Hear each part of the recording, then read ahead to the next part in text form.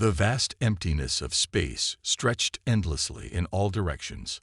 Among the twinkling stars, a massive fleet of alien ships drifted silently. These were the Zeraxians, a highly advanced civilization now facing an unexpected crisis. Admiral Zorax stood on the bridge of the flagship, his four eyes blinking rapidly in distress. The holographic displays around him showed the same dire information. Their entire mega fleet was stranded, unable to move. "Status report," Zorax demanded, his voice calm despite the gravity of the situation. A younger Zeraxian, Lieutenant Vexera, stepped forward. "Admiral, our scans confirm we're trapped in an unknown cosmic anomaly. Our drive systems are non-functional. We can't break free." Zorax's antennae twitched, a sign of deep concern in Zeraxian body language. This fleet carried millions of his people, the pride of their civilization, now helpless in the depths of space. "Send out a distress call," the Admiral ordered. "Reach out to every advanced civilization in our database." Hours passed, then days. The Zeraxian fleet hung motionless in space, their distress call echoing across the cosmos. But no help came. In a small, unassuming solar system far from the stranded fleet, a blue planet spun quietly. Earth, home to a species still new to the galactic stage, was about to play a crucial role in this unfolding drama. Dr. Emily Chen yawned as she settled into her night shift at the SETI Institute. The young astronomer didn't expect anything out of the ordinary.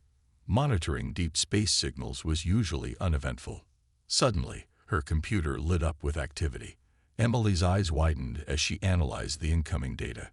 "This can't be right," she muttered, double-checking her instruments. With shaking hands, she reached for her phone and dialed her supervisor. "Dr. Patel, you need to see this. I think we've just received a message from an alien civilization." Within hours, the quiet SETI facility transformed into a hive of activity. Scientists from around the world connected virtually, all focusing on the mysterious signal. Dr. Patel addressed the hastily assembled team. "The message appears to be a distress call. An alien fleet is stranded and asking for help." A chorus of excited voices filled the room. This was the moment they had all dreamed of, but never truly expected. "But sir," a young researcher spoke up, "should we respond?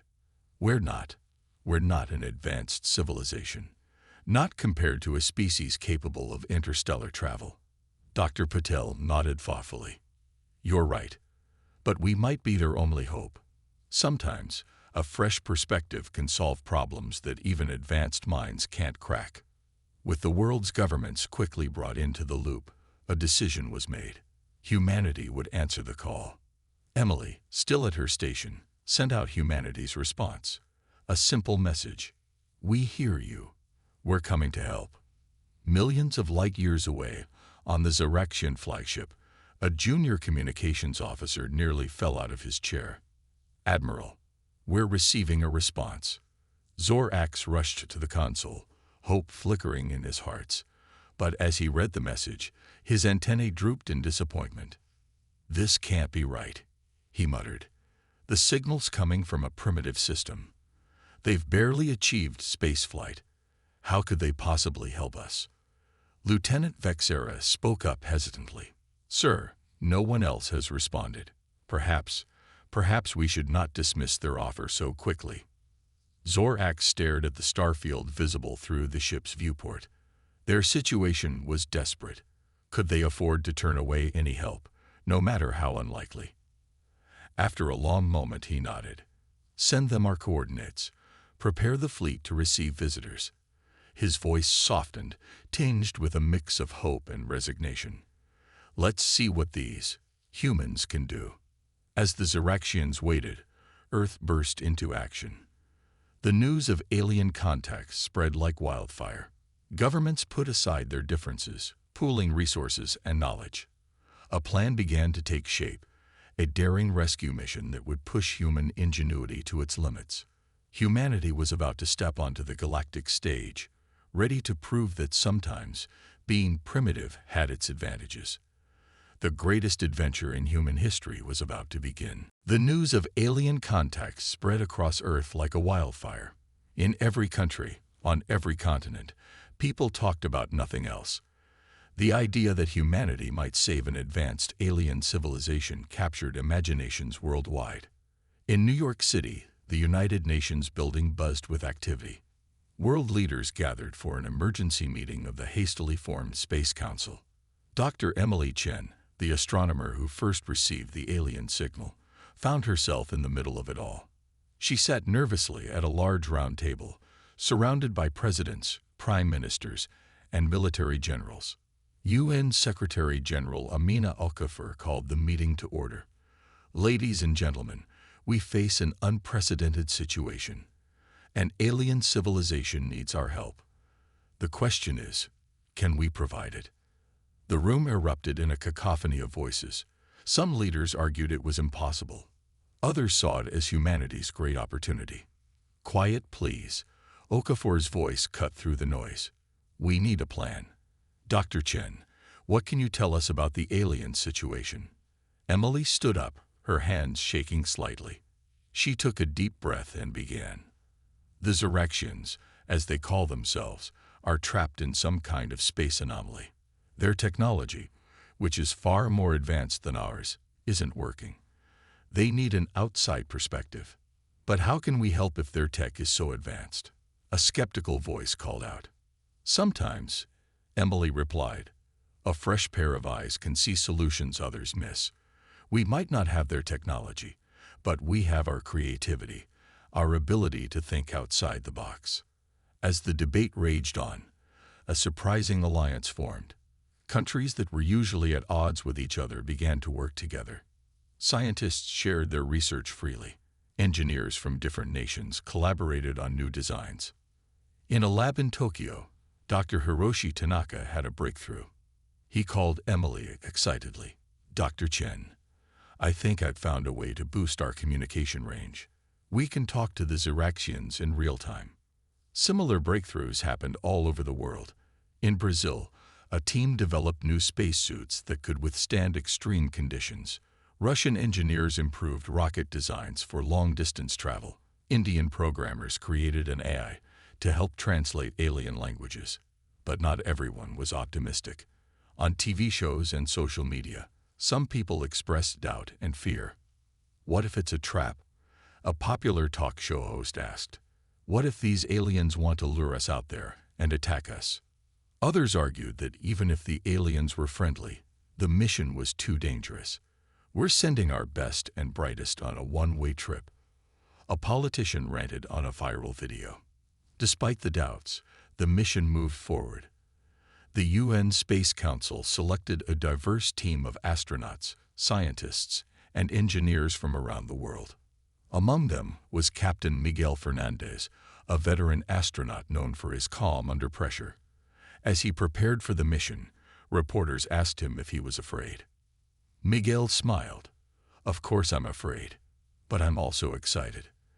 This is why we became astronauts, to explore, to help, to push the boundaries of what's possible. Dr. Yuki Nakamura, a brilliant physicist, was chosen to lead the scientific team. In an interview, she said, we may not have the Xeraxians' technology, but we have something just as valuable, human ingenuity and determination. As the launch date approached, the whole world held its breath. People gathered in town squares and parks, watching on giant screens as the final preparations were made.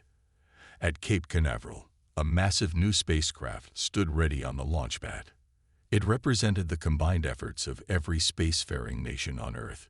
Its name, painted in large letters on the side, summed up humanity's spirit, hope. The night before the launch, Emily Chen couldn't sleep. She stood outside, looking up at the stars. Somewhere out there, the Xeraxians were waiting. Would humanity's best efforts be enough to save them? As dawn broke, the crew of HFY said their goodbyes. Tears were shed, hugs were shared, and promises to return were made. Captain Fernandez's voice came over the loudspeakers as the final countdown began. We go not just as representatives of our nations, but as ambassadors for all of humanity. Whatever happens, let history remember that when the call came, Earth answered. The rockets ignited, and with a roar that could be heard for miles, HFY lifted off. As it rose into the sky, carrying the dreams and aspirations of an entire planet, one thing became clear: ready or not, humanity was about to make its mark on the galaxy. The spacecraft, HFY, soared through Earth's atmosphere, leaving a trail of fire in its wake. Inside, the crew of 20 international astronauts, scientists, and engineers strapped themselves tightly into their seats. The ship shook violently as it fought against gravity's pull. Captain Miguel Fernandez's steady voice came over the intercom. "All systems are go. We are on course for our rendezvous with the Ziraxian fleet." Dr. Yuki Nakamura, the lead scientist, checked her tablet. "The new engines are performing better than expected. We'll reach the Ziraxians ahead of schedule." As Earth shrank to a blue marble behind them, the reality of their mission sank in. They were leaving everything they knew to save an alien race they had never met. Sarah Johnson, the team's engineer, floated over to a window. "I can't believe we're really doing this," she whispered, her eyes wide with wonder. The first few days passed in a blur of activity. The crew ran constant checks on their equipment and practiced using the new technologies they had brought along. One evening, as the team gathered for dinner, Dr. Chen asked the question on everyone's mind: "What do you think the Ziraxians will be like?" Animated discussions broke out. Some imagined the aliens as wise and benevolent, while others pictured them as strange and intimidating. Alexander, the Russian robotics expert, laughed. "Maybe they will look just like us, like in old science fiction movies." As they traveled deeper into space, the crew faced their first major challenge. A swarm of micrometeoroids appeared on their sensors, heading straight for the ship. "Evasive maneuvers," Captain Fernandez shouted. Sarah rushed to the engine room to give the captain manual control. The ship twisted and turned, narrowly avoiding the deadly space rocks. When it was over, everyone breathed a sigh of relief. They had passed their first test. Weeks turned into months. The crew settled into a routine, but the excitement of their mission never faded. They spent their free time learning about each other's cultures, sharing stories of home, and wondering about the aliens they would soon meet. Dr. Nakamura worked tirelessly on understanding the cosmic anomaly that had trapped the Ziraxians. "If we can figure out what caused it," she explained, "we might be able to reverse its effects." Meanwhile, Sarah and Alexander tinkered with their equipment, trying to adapt Earth technology to work with what they knew of Ziraxian systems. "It's like trying to connect a stone tablet to a quantum computer," Sarah joked. As they neared their destination, tension began to build. What if their help wasn't enough? What if the Ziraxians rejected them? Captain Fernandez called a meeting. "I know we're all feeling the pressure," he said, looking each crew member in the eye. "But remember why we're here. We represent the best of humanity. Whatever happens, we'll face it together." His words lifted their spirits. They were a team, united in their mission to help. On the final day of their journey, excitement and nervousness filled the ship. Dr. Chen picked up the first visual signs of the Ziraxian fleet on long-range sensors. "There they are," she breathed, pointing to a cluster of dots on the screen. The crew crowded around, straining to see. As they drew closer, the true scale of the Ziraxian fleet became clear. Thousands of massive ships stretched out before them, each one dwarfing their own vessel. "It's incredible," Sarah gasped. The others nodded in awe. Captain Fernandez straightened his uniform. "All right, people, this is it. Dr. Chen, please open a communication channel." Emily's hand shook slightly as she activated the system they had designed to talk with the aliens. "Channel open, Captain." Miguel took a deep breath. "This is Captain Miguel Fernandez of the Earth ship Hope. We've come in response to your distress call. How may we assist you?" For a long moment, there was only silence. The crew held their breath, waiting. Then, a voice unlike anything they had ever heard before came through the speakers. It spoke in a language none of them understood, but the tone was unmistakably one of surprise and hope. Dr. Chen's translation program sprang to life, decoding the alien words. Earth vessel. This is Admiral Zorax of the Zyraxian fleet. We didn't think you would actually come. Miguel smiled. Well, Admiral, we're full of surprises. We're here to help, in whatever way we can.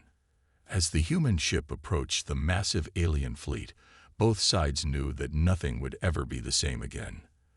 The greatest adventure in human history was about to truly begin. The Earth ship HFY slowly approached the massive Zyraxian fleet. As they drew closer, the human crew stared in awe at the alien vessels. Each Zyraxian ship was easily 10 times the size of their own, gleaming with an otherworldly metal. Captain Fernandez's voice crackled over the comm system. Admiral Zorax, we request permission to dock with your flagship. There was a pause before the alien's reply came through. Permission granted, Earth vessel. We are curious about your primitive craft. Dr. Chen frowned at the translation. I'm not sure if primitive is an insult or just a statement of fact to them, she whispered to Dr. Nakamura. As HFY maneuvered towards the Zyraxian flagship, the crew prepared for their first face-to-face meeting with the aliens. They had trained for this moment, but nothing could truly prepare them for the reality of it. The docking procedure was tense. Sarah Johnson, at the controls, carefully guided their ship into the alien docking bay. With a soft thud and a hiss of equalizing pressure, they were in. Captain Fernandez addressed his crew one last time before the doors opened. Remember, we're not just representing Earth. We're here to help. Stay calm, stay focused, and let's show them what humanity can do. As the airlock doors slid open, the humans got their first look at the Zyraxians. The aliens were tall, easily 7 feet in height, with 4 arms and smooth iridescent skin that seemed to shift colors. Their large, almond-shaped eyes blinked in surprise as they regarded the human crew. Admiral Zorax stepped forward. His voice, now heard without electronic translation, was melodious and complex. Welcome, humans. We did not expect beings of your technological level to reach us. Captain Fernandez, hiding his nervousness, replied with a smile. We're full of surprises, Admiral. We're here to help in any way we can. The two leaders shook hands, or rather, Fernandez shook one of Zorax's 4 hands, in a historic moment of interspecies cooperation. As the human crew stepped onto the Zyraxian ship, they were overwhelmed by the advanced technology surrounding them. Holographic displays floated in midair, and devices they couldn't begin to understand hummed with energy. Dr. Nakamura's eyes widened as she took in the ship's interior. This is incredible, she breathed. Their technology is centuries beyond ours. The Zyraxians led the humans to a large meeting room. As they walked, both species eyed each other curiously. The aliens seemed particularly interested in the humans' tools and spacesuits. One young Zyraxian engineer, Vexera, approached Sarah. Your spacecraft, she said, her words translated by the humans' devices. It is so basic. How did you traverse the vast distances of space? Sarah smiled, a bit proudly. We may not have your level of technology, but we're pretty good at making the most of what we have. In the meeting room, Admiral Zorax explained their situation in more detail. Our fleet is trapped in a temporal anomaly. Our most advanced systems are useless against it. We have been stranded here for what feels like an eternity. Dr. Chen listened intently, her mind racing. Can you show us your data on the anomaly? She asked. The Zyraxians brought up a complex holographic model of the space around their fleet. The humans gathered around, their faces illuminated by the strange, shifting lights of the display. As the Zyraxians explained the intricacies of their predicament, using terms and concepts far beyond current human science, the Earth crew listened carefully. They asked questions, requested clarifications, and slowly began to piece together an understanding of the problem. To the Zyraxians' surprise, the humans didn't seem overwhelmed by the complexity of the situation. Instead, they appeared thoughtful, even excited. "You understand this?" Admiral Zorax asked, his tone a mixture of doubt and hope. Dr. Nakamura nodded slowly. "We're beginning to. It's far beyond our current physics, but the principles. There's something familiar about them." Captain Fernandez stepped forward. "Admiral, we may not have your level of technology, but we have a fresh perspective. Sometimes that's exactly what's needed to solve a complex problem."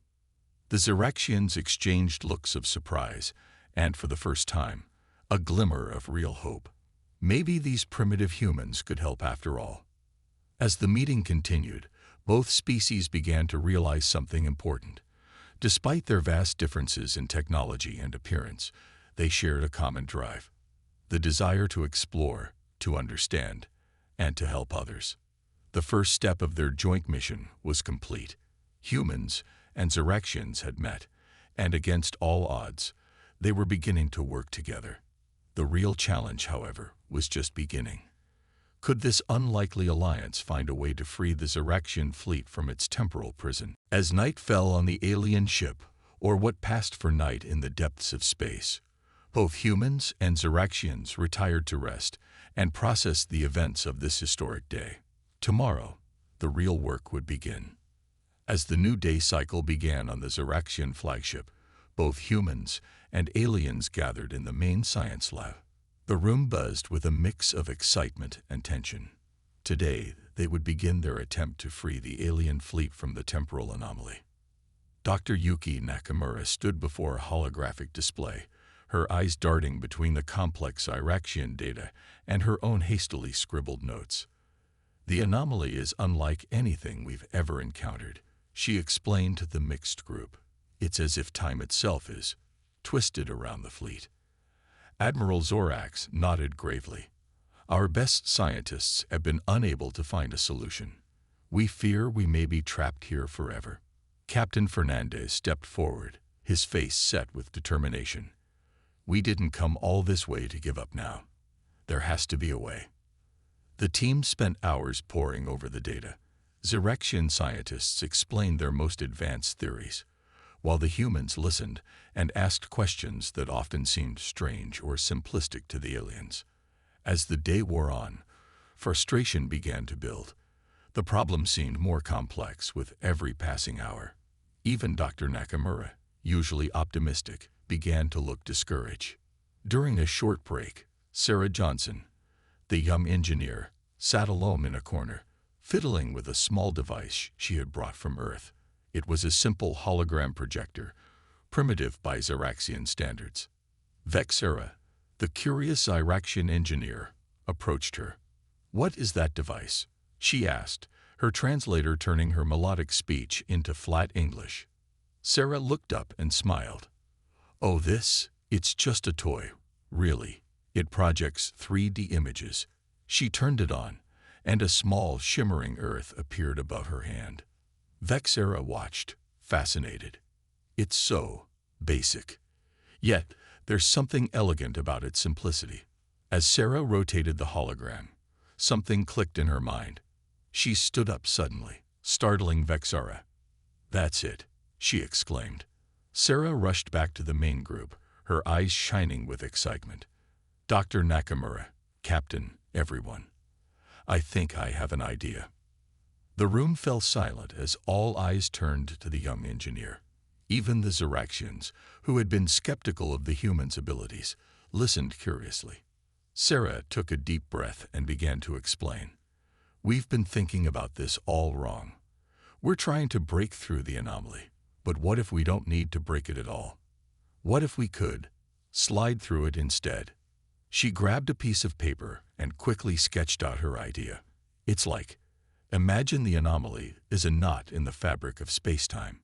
We can't untie it, but maybe we can slit through the loops." Dr. Nakamura's eyes widened as she began to understand. "Sarah, that's brilliant. It's so simple, it just might work." The Xeraxian scientists looked at each other, confusion evident in their large eyes. Admiral Zorax spoke up, his tone a mix of hope and doubt. "This seems primitive. How could such a simple solution work where our advanced technology has failed? Captain Fernandez smiled. Sometimes, Admiral, the simplest solutions are the best. It's a human specialty, thinking outside the box. Over the next few hours, Sarah worked with both human and Xeraxian engineers to refine her idea. They used the aliens' advanced simulations to test the concept, tweaking and adjusting as they went. To everyone's amazement, the simulations showed promise. Sarah's idea, born from a simple Earth toy, might actually work. As the day cycle came to an end, there was a new energy in the air. The impossible task suddenly seemed possible. Admiral Zorax approached Sarah, all four of his hands clasped in a gesture of respect. Young human, your unconventional thinking may have saved us all. We owe you a great debt. Sarah blushed, not used to such praise. It was a team effort, Admiral. We all contributed. Captain Fernandez put a hand on Sarah's shoulder, beaming with pride. This is why we came, Admiral. Sometimes a fresh perspective is all that's needed to solve even the most complex problems. As the teams prepared to rest before the big test the next day, there was a palpable sense of hope throughout the Xeraxian fleet. For the first time in what felt like an eternity, they could see a way out of their predicament. But challenges still lay ahead. Implementing Sarah's idea would be dangerous and complicated. As the humans and Xeraxians retired to their quarters, each of them knew that tomorrow would be the true test. Could this unlikely alliance of advanced aliens and primitive humans actually pull off the impossible? The fate of millions of Xeraxians and the future of human-alien relations hung in the balance. As Sarah drifted off to sleep, she couldn't help but smile. Tomorrow was going to be one for the history books, both human and Xeraxian. The day of the great attempt dawned with a mixture of hope and tension. Throughout the Xeraxian fleet, aliens and humans alike prepared for what could be their only chance at freedom. On the flagship's bridge, Captain Fernandez stood beside Admiral Zorax, both leaders watching their crews work together with a sense of pride and amazement. I never thought I'd see the day when my people would work alongside. Well, aliens, Fernandez said with a smile. Zorax's color-shifting skin rippled with what the humans had learned was amusement. Nor did I imagine we would rely on a species so young. Yet here we are. Sarah Johnson, the young engineer whose idea had given them hope, was at the center of the action. She moved between Xeraxian and human scientists, explaining her plan and answering questions. Remember, she said, her voice steady despite her nerves, we're not trying to break the anomaly. We're going to slip through it, like thread through the eye of a needle.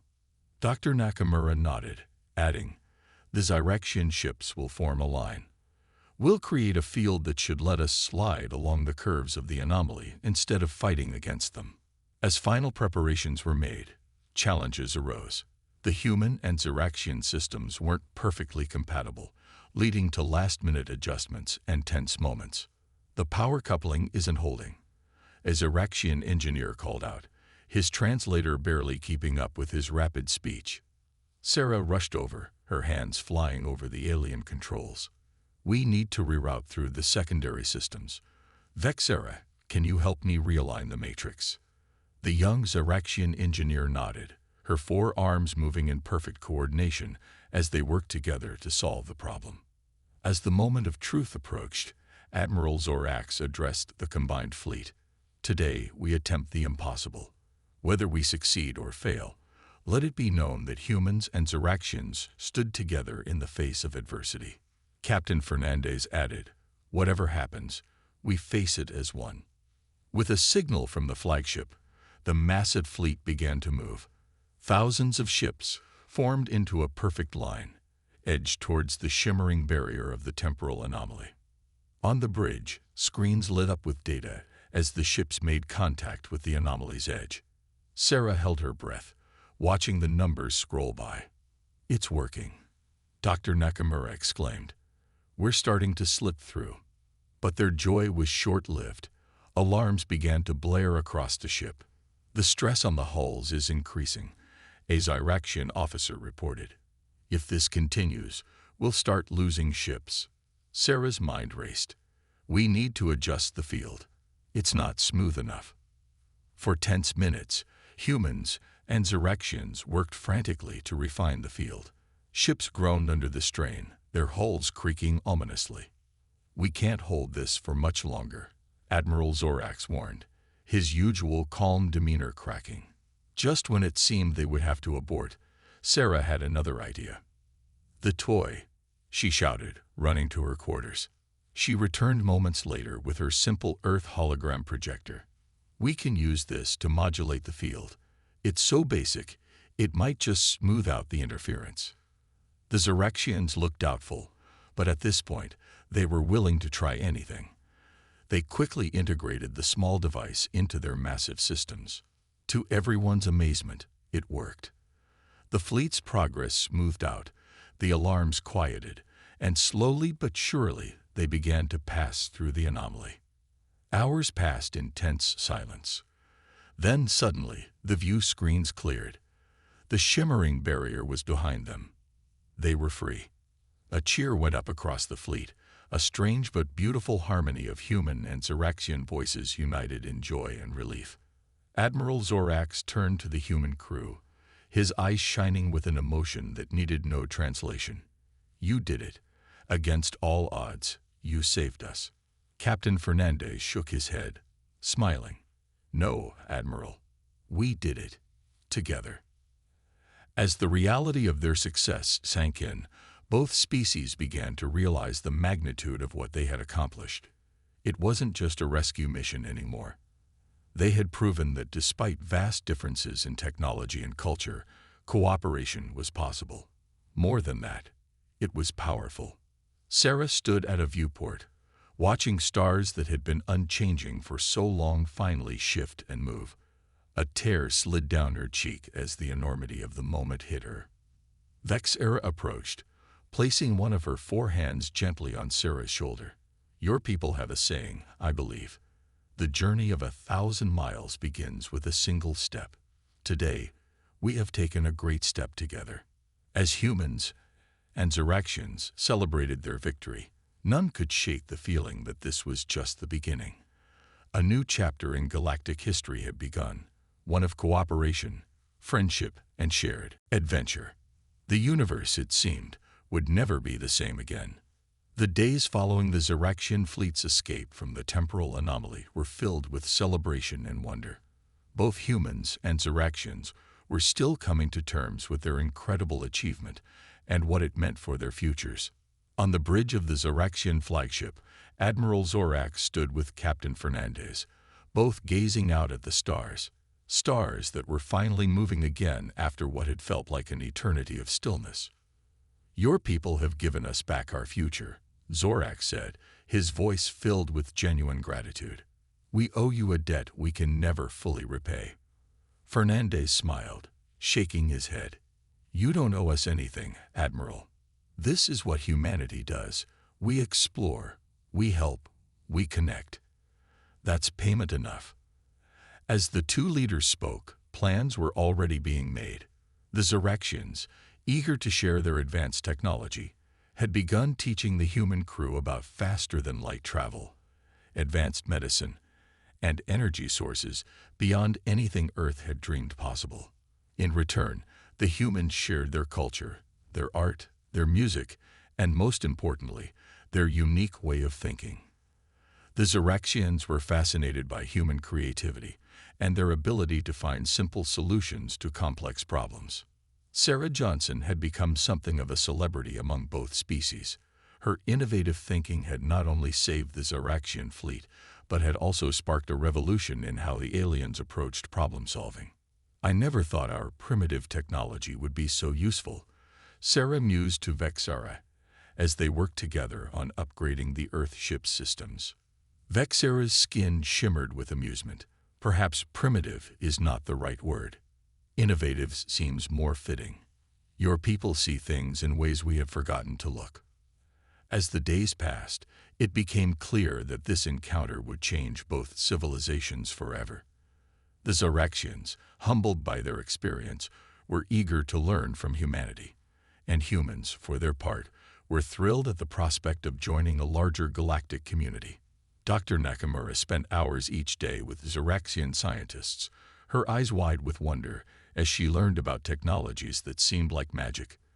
"This will revolutionize every field of science back on Earth," she said excitedly. But it wasn't all about technology. Cultural exchanges became a daily occurrence. Humans taught Zoraxians about Earth music, and soon the alien ships were filled with the sounds of jazz, classical, and rock.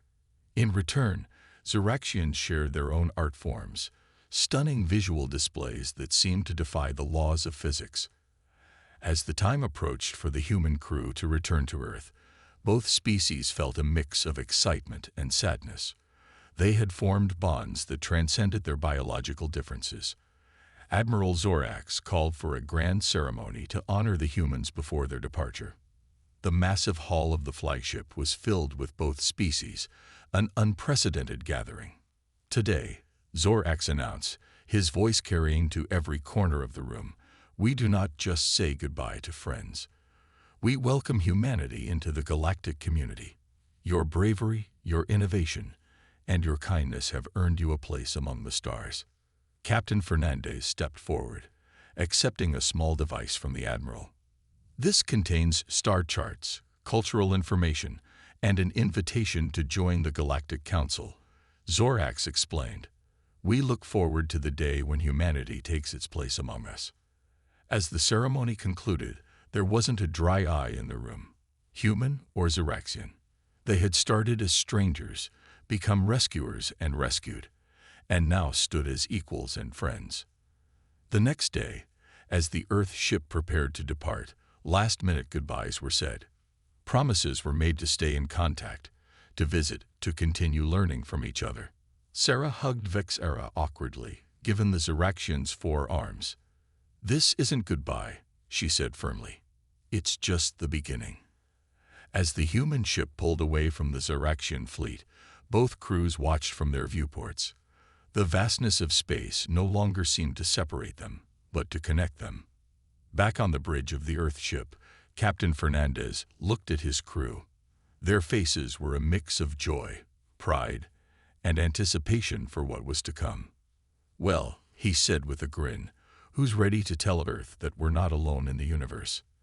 As they set course for home, each member of the crew knew that they were carrying more than just advanced technology and star charts. They were carrying hope for a new future, a future where humanity would take its place in a larger, more wonderful universe than they had ever imagined. The stars streaked by outside, each one now a potential new friend, a new adventure, a new home. The greatest journey in human history wasn't ending. It was just beginning.